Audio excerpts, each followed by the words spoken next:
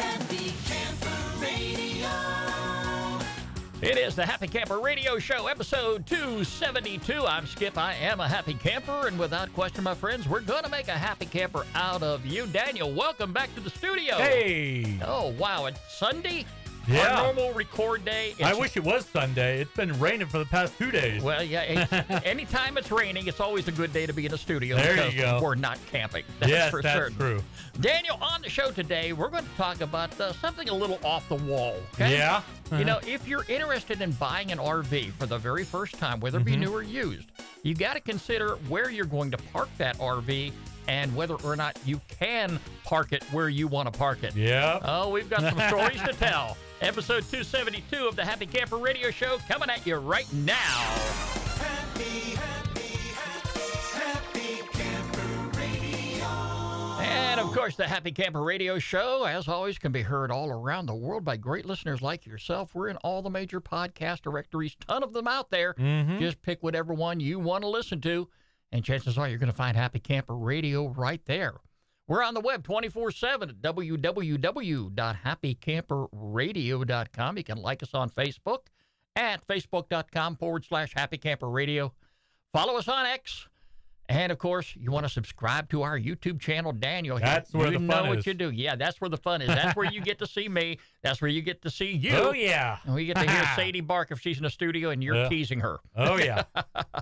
She's always under the console desk. But, you know, I would love to have her come on up here just to be on the show. Yeah. Okay. You put a microphone down there. Yeah, well, when we went camping down to Florida, you Yeah, had she your was dog, the- I had my dog. Yeah, they were on the show. And, yeah, Sadie She put took on the show. She took the show.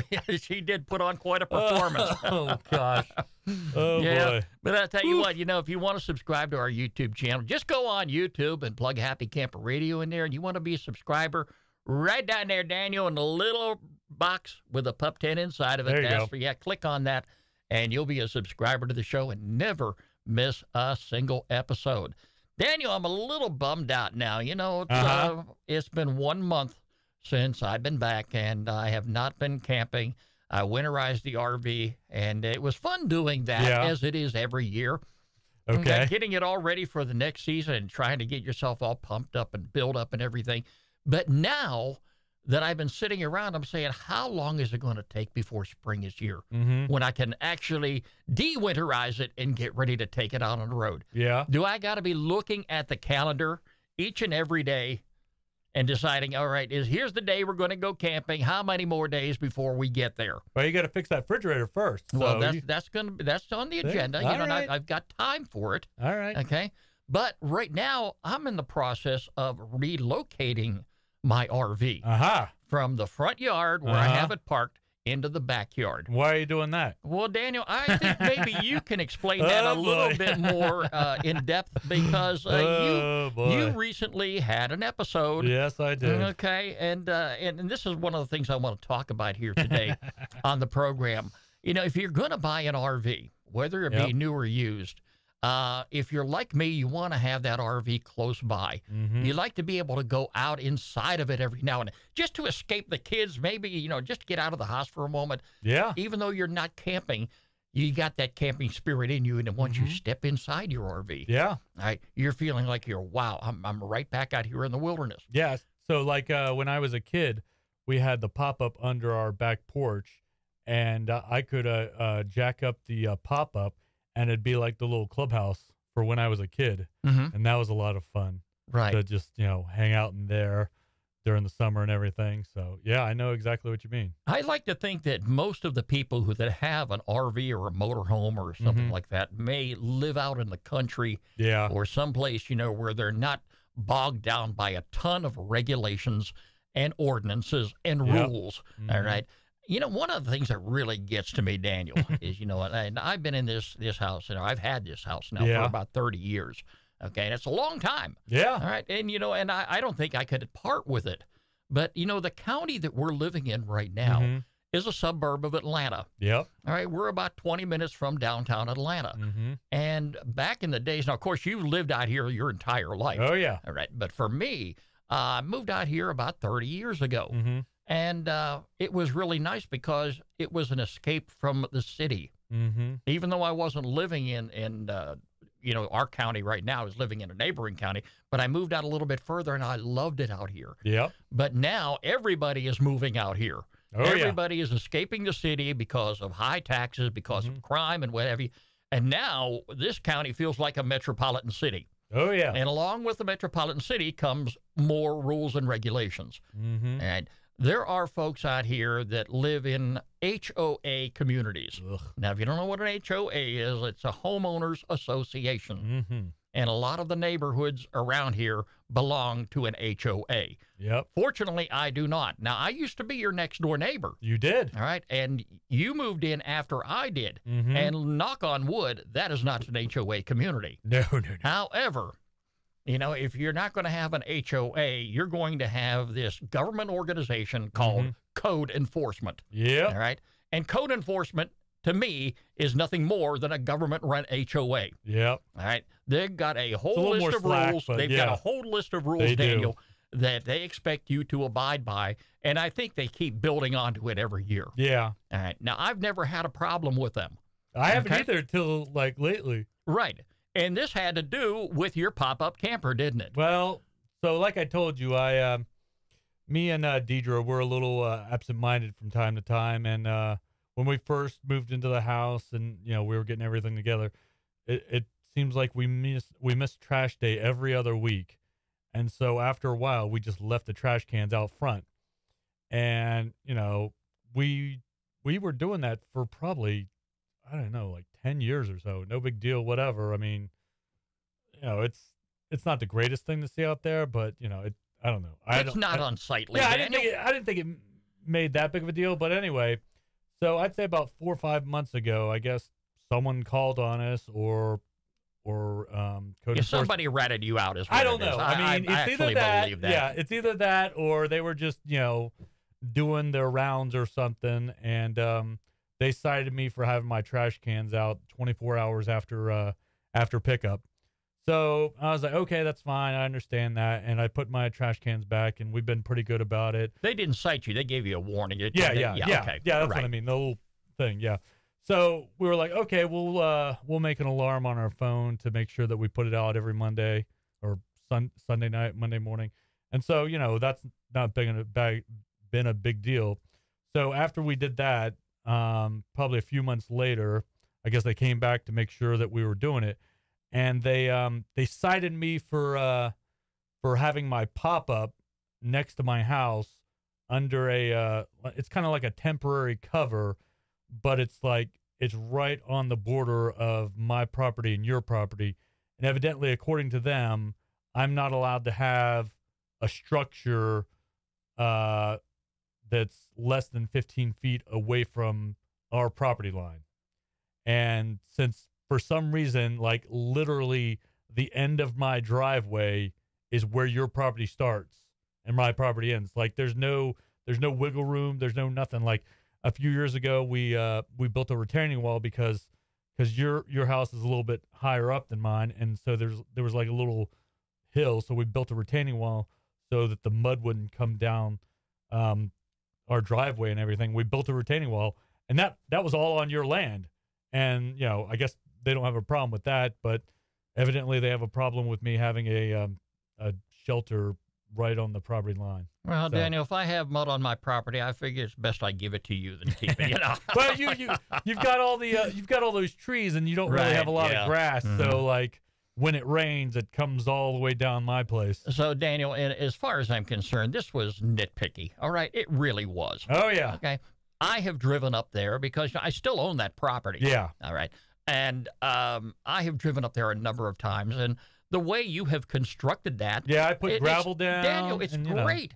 You've got gravel from the same company I did. Yep. All right. And we put the gravel out. It looks great where I've it's been at. thinking about doing this forever, and actually, this was kind of just a temporary thing because I was thinking about maybe just putting a permanent thing, like a permanent carport that was just built off the house, but I don't think I can do that. So Well, it's just kind of a bummer. Well, Daniel, the reason I wanted to bring this up, and it was weighing on me a lot this week, and we have an app that's called Nextdoor, and I think a lot of people belong to the Nextdoor app in their community. Yep. And I went ahead and I responded to some complaint that somebody had regarding their HOA. Mm-hmm. All right. And I weighed in, and I basically said that, here are the reasons I would never live in an HOA community, because even though I try to keep my property up, and I know you do too. Oh, yeah. All right. I cannot understand the thought of buying something and investing in something that's going to be so important as the way you're living. Okay, to have somebody regulate each and every little thing that you do on your property. Yeah.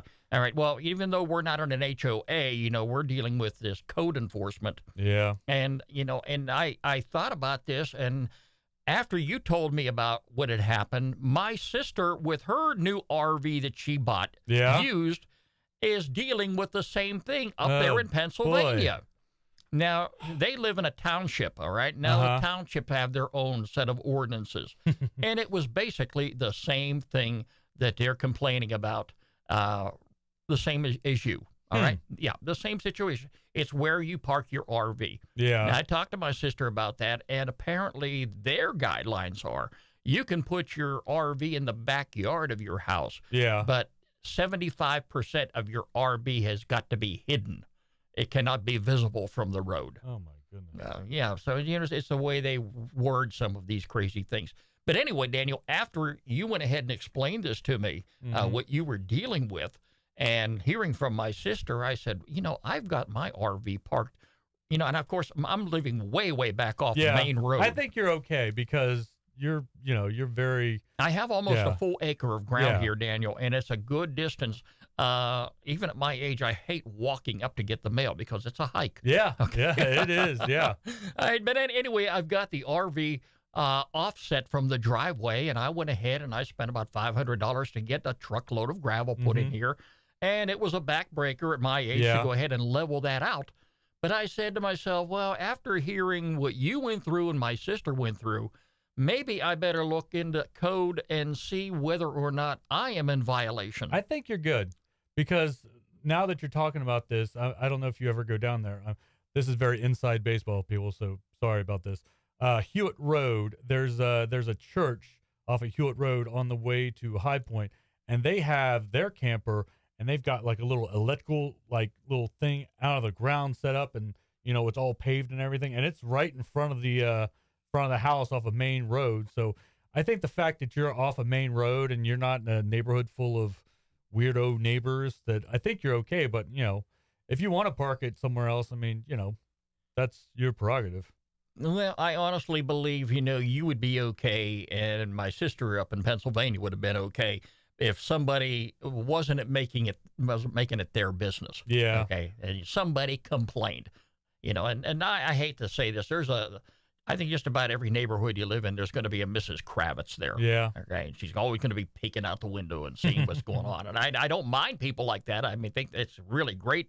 They keep an eye on your home for you. I mean, the thing about HOAs is so in our neighborhood, like you said, you try to keep your yard up. I try to keep my yard up. I get a lot of leaves, and, I don't get out there all the time to blow my leaves. But, there are some people in our neighborhood that they don't cut their grass at all. Yeah. And then without mentioning any names, I know exactly one house very close to you that has that. I mean, you've got people on. like that, and then you got people with broke cars, and there are things that, an HOA is good for, but once you get past the general stuff and then you get into the nitpicky stuff, I know some HOAs, it's when you have a party, you're not allowed to have more than 2 cars on the street when you're having a party. So if there's 3 cars on the street, they could cite you, and you're like, it's New Year's Eve. What are you doing? I mean, it's it's little stuff like that drives you crazy. But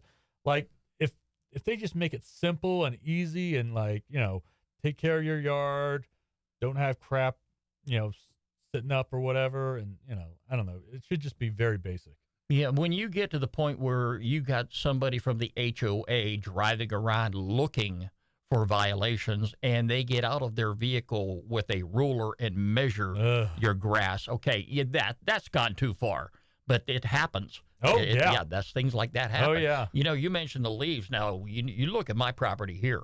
I've got a lot of trees on either side of my property. Yep. I have most of my trees I cut down and removed. Yeah, you did. But I still have a ton of leaves out here that are blowing into my yard that I've got to deal with. Yeah. And there's people complaining on next door about that. You know, they're complaining about the leaves from other people's yards coming in. You know, folks, get a life. Come on, it's fall. It's fall. What happens at fall? Okay, Yep. the leaves come down. The leaves fall. You know, quit complaining. Get outdoor with your rake. You know, or if you got one of those cyclone rakes like I have, a real lifesaver. Oh my heavens, yeah. Just hook that up right behind your lawnmower, and it just suck all those leaves into it. Yeah, just as easy and simple to do. And to be honest with you, Daniel, I have a lot of fun when I'm out there doing it. Oh, I know. You love doing it. I don't have the sun beating down on me or anything like that. You know, it's just at this particular point in time, though, you know, I'd rather be out there camping and enjoying my RV as opposed to, you know, having to deal with leaves. But that's just the way it goes. Yeah, and another thing about, like you said, when you buy an RV, you want to make sure you park in the right spot. And there's a guy on my route who has a Class B, which is like a Winnebago travel trailer. You know, it's hooked up to an actual, you know, car or whatever, and he has to have it leveled, so his driveway is a little slanted. So he has to park his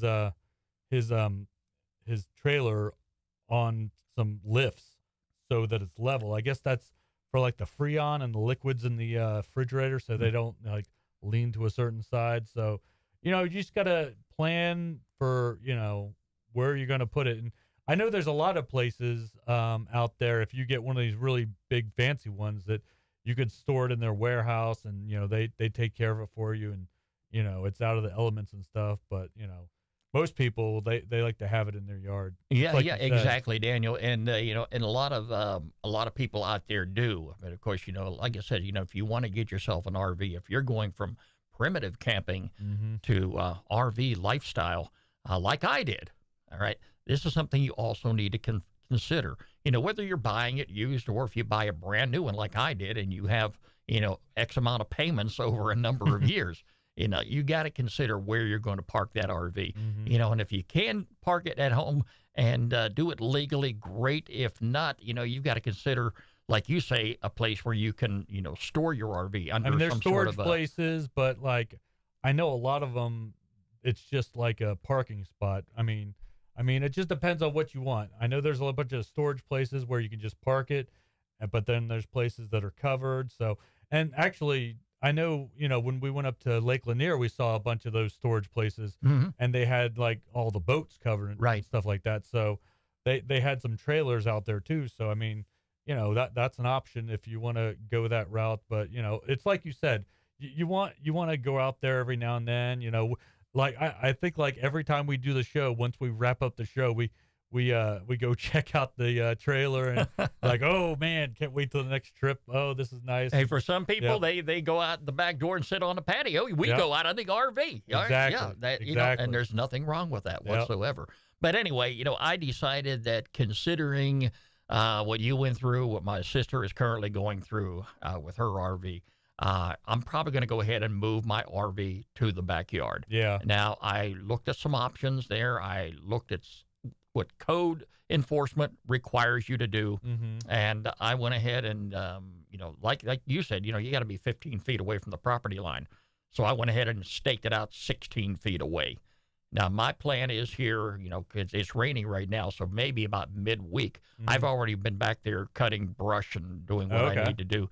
But I am going to go down the road here and rent a mini excavator. Oh, nice. And I'm going to go back there, rent it for the day, and bring it up here, and I'm going to go ahead and level out a spot for that RV. I've got a bunch of small tree roots that I got to dig up. Oh, okay. So, you know, I'm going to have it for the day, and I'll put it to good use. But my thought is, and my brother had talked to me about this, because I've got so much room in the back of my property. You do. Clearing those trees out. He says, why don't you put yourself together a little mini campground back there? Yeah. And, you know, and I've been thinking about that and considering where I'm going to park my RV back there, and I'm going to have all them trees cleared out and all those tree roots up out of the ground. yeah, that would be a great thing to do. Are you going to have it covered? You think you'll put a cover over it? Eventually I will. Yeah. That's smart. Yeah, but I'll have it, real convenient that I can just back the truck up, hook up, and go. Yeah. Definitely. And I still have enough cord from for my 30 amp connection that I can run around to the side of the house and back to the RV. So That's crazy. I won't have that problem there. Cool. Yeah. So it's something I'm looking forward to. But I wanted to talk about that on the show today, and I really didn't want this to be a gripe session against HOAs and code enforcement, okay? Because, they can be a thorn on our side, but I do want to make sure that anybody that is considering buying an RV or a pop-up camper, whether new or used, if you can get real excited about things, and once you get that in your possession and start thinking about all the places you're going to go with it, you may not stop to think, well, I'm going to park it here in my driveway, but is that going to be a problem? Yep. Okay. And like if you want to put a permanent carport, like I was thinking about, you definitely want to get a building permit, and you want to get the county's permission because, I don't know, up until recently I was like, who cares? Who's going to look at it? No one cares, and just do it. But like, sooner or later it'll bite you in the butt. I mean, it might not happen today, tomorrow, next year, 5 years. But it could happen one day, so you never know. Yeah, and like we said, if the area you're living in, it continues to grow like it is. It took over 10 years for me, so yeah, yeah. Of course, a lot has happened in this neighborhood too. We've got a big Amazon center over here too that was built a few years ago. Mm-hmm. So it's created a lot of jobs and a lot of people moving into the area, and it's keeping our local government probably pretty busy. But that's okay, Daniel. We're not going to think about government right now because it's time for our featured campground of the week right here on the Happy Camper Radio Show. Happy Camper Radio. Daniel. Yeah. What do you say we go back to Florida? Yeah, I love Florida. Florida. Wouldn't that be nice right about now? I wonder if they're getting any rain down there today. Oh, they always rain. Okay. Well, they're not going to be dealing with the cold temperatures like we are up here. No. But if I had the opportunity to hook up the RV right now and head down there, there's a campground I know I would visit. And it's the Salt Springs Recreation Area. And that's near Fort McCoy, Florida. And Daniel, it's a beautiful camping area. And if you want to go ahead and visit, the Salt Springs is the largest campground in the Ocala National Forest and the only one with full hookups for RVs. Nice. The facility offers spacious campsites for RVs and trailers, as well as designated tent-only areas, which is a short walk away from the parking area. Sites are nicely shaded and well away from the busy day use area. There's a ton of information on the website, and we're going to have a link to it all week long on our homepage at happycamperradio.com. You can check it all out there. All the activities available, all the amenities. Take some time to read that. They've got firewood available. And speaking of firewood, remember to keep your forest prevented from those tree-killing pests. Keep them out of there. Okay, Yep. And you can do that by buying your firewood locally and burning it on site. For more information, visit don'tmovefirewood.org, and we've got a link to it also on thehappycamperradio.com. Note the need to know before you go items. There's quite a few of them there, but Daniel, this is a beautiful campground. If I had the opportunity right now to hook up my RV and head down south again, Yep. yeah, with you and Deidre in tow. There we go. Okay, yeah. Here's one campground I know I would visit. It's the Salt Springs Recreation Area. It is our featured campground of the week right here on the Happy Camper Radio Show. Skip and Daniel. HappyCamperRadio.com. And as always, if you have a campground you'd like for us to feature on the program, I want you to get in touch with me right away. Skip, S-K-I-P, at happycamperradio.com. Or this guy here with the Maui shirt. Maui Wowie. Daniel at happycamperradio.com. Anyway, thanks so much for joining us here on the Happy Camper Radio Show, and we're going to be back at it again real soon, and I want you to be here along with us, okay? But Daniel, hey, remember, every pet deserves a loving Yes, home. sir. She just stood up. She's right behind me here. Oh, boy. If she comes over there, she's going to start growling. Maybe She the will. microphone will pick that up. Do yourself a favor. Do what I did. Visit your local shelter and adopt a pet today. We're on the web 24/7 at www.happycamperradio.com. Like us on Facebook, follow us on X, and by all means, subscribe to our YouTube channel. The Happy Camper Radio Show is a presentation of Skip Huber Productions. I'm Skip. I am a happy camper. Daniel's a happy camper. Davey's a happy camper. And when camping season is here, we're going to make a happy camper out of you. Thanks so much for joining us. We'll talk to you again real soon. You're listening to Happy Camper Radio. Bye-bye, everybody.